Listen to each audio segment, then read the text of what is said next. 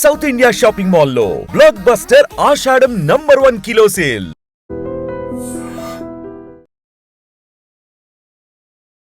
ఏపీలో విషాదకర ఘటన చోటు చేసుకుంది. రోడ్డు ప్రమాదంలో 2 DSPలు మరణించినటువంటి వార్త ఒక్కసారిగా దిగ్భ్రాంతికి గురి చేసిందని చెప్పొచ్చు. ఇద్దరు కూడా సెక్యూరిటీ వింగ్లో అలాగే ఇంటెలిజెన్స్ డిపార్ట్మెంట్లో 2 DSPలుగా పనిచేస్తున్నారు. సో ఇద్దరు ఎలా అసలు ఈ రోడ్డు ప్రమాదం జరిగింది, ఎటు నుంచి ఎటువైపు వీరు ప్రయాణం కొనసాగిస్తూ ఉండగా ఒక లారీ అతివేగంగా వచ్చి ఈ వాహనాన్ని ఢీకొన్నట్టు తెలుస్తోంది.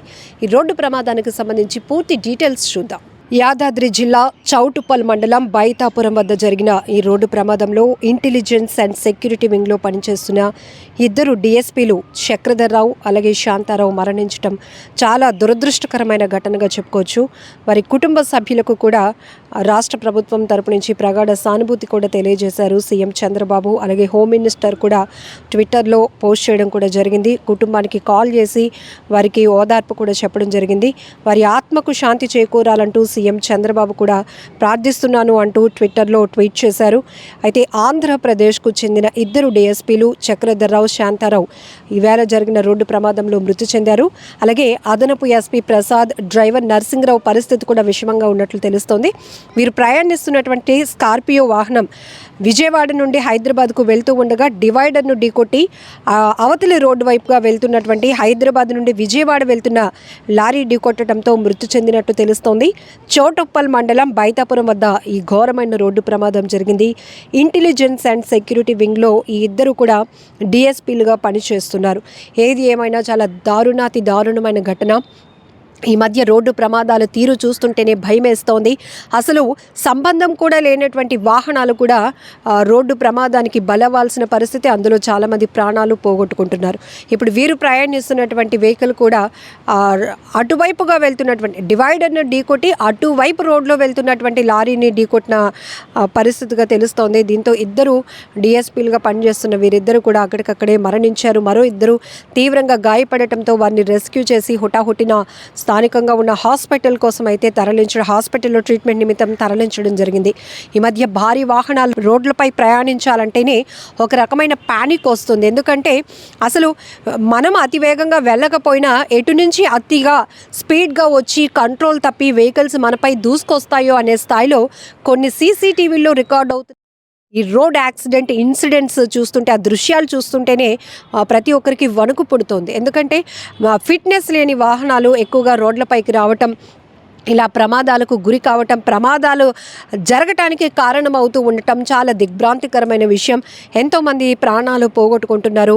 మొన్నను కూడా ఆటోని లారీ ఢీకొట్టిన ఘటనలో కూడా అక్కడికక్కడే స్పాట్లో 3 చనిపోయారు. ఓ మహిళ తీవ్రంగా గాయపడింది.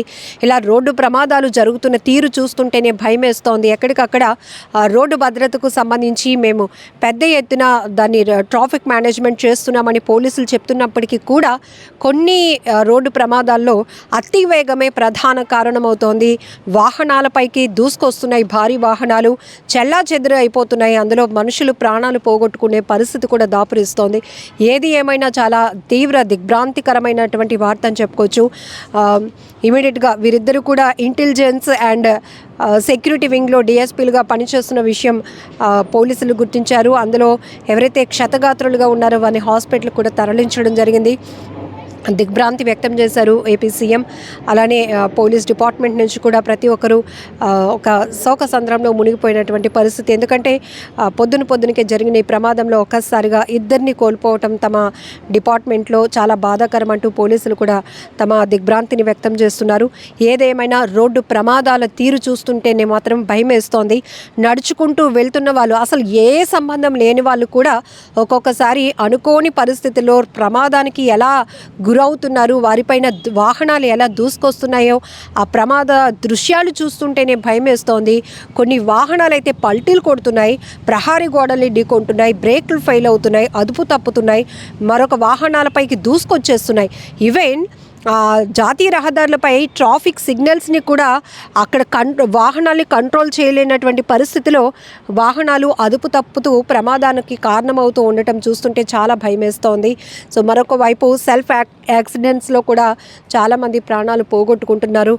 అన్నిటికీ కూడా 80% అతి వేగమే ప్రమాదానికి కారణమవుతోంది. అసలు వేగం థ్రిల్ అనిపించవచ్చు కానీ అది ప్రాణాలని కిల్ చేస్తుందన్న విషయాన్ని గమనిస్తే గనక సురక్షితంగా మనం ఇంటికి మళ్ళీ చేరాలి. మన కోసం కాదు, మనపైన చాలామంది కుటుంబ సభ్యులు ఆధారపడి ఉంటారు కాబట్టి మనం సేఫ్గా మన జర్నీ కంటిన్యూ చేయాలి అనే ఆలోచన మనకి ఉండాలి. కొన్ని చోట్ల ప్రమాదాలని అయితే ఎవరు తప్పించలేరు. అసలు సంబంధం కూడా లేని వాళ్ళు కూడా ఒక్కోసారి ఇలాంటి రోడ్డు ప్రమాదాలు ప్రాణాలు పోగొట్టుకునే పరిస్థితి వస్తుంది. ఏది ఏమైనా కూడా ఈ ఘటన చాలా బాధాకరం అని చెప్పాలి. నిజంగా ప్రస్తుతం ఉన్నటువంటి సమాజం దేనికి ప్రయారిటీ ఇస్తుంది? ఆర్థిక సంబంధాల చుట్టూ మాత్రమే తిరుగుతోంది. మళ్ళీ ఎన్నికలంగానే చాలా విరక్తి కలుగుతాం. మంచి అనిపిస్తుంది కదా, లేడీస్ కూడా ఛాలెంజింగ్ జాబ్స్ చేసినప్పుడు చాలా బాగుంటది. ట్రాఫిక్ అసిస్టెంట్స్ గా నియమించిన ట్రాన్స్జెండర్స్ అందరితో సాల్యూట్ చేయించుకుంటున్నారు. ఫుడ్ డెలివరీ ఇవ్వటానికి వెళ్ళినటువంటి డెలివరీ బాయ్ అనిల్ పై కళ్ళ ముందు పెళ్ళండి